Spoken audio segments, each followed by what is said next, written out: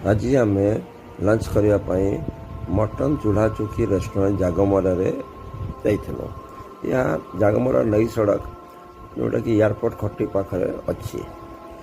यार एनवायरमेंट बहुत भल था, देसी एनवायरमेंट। आपण को खटर बसी टेबल पर खाद्य रखी खाईपर। यहाँ को स्पेशल थिला मटन, विभिन्न स्टेटर विभिन्न प्रकार मटन रखाई, जमीक बिहार चंपारण मटन, आप काश्मीर नलिनीहारी, जोधपुर राजस्थान लाल मास, युवा सबू स्टेट प्राय प्राय स्टाइल मांस था। वेस्ट बेंगल थी, झारखंड था, सब प्रकार था। आम नहीं चंपारण मटन, जीरा राइस आ नलिनीहारी डाली।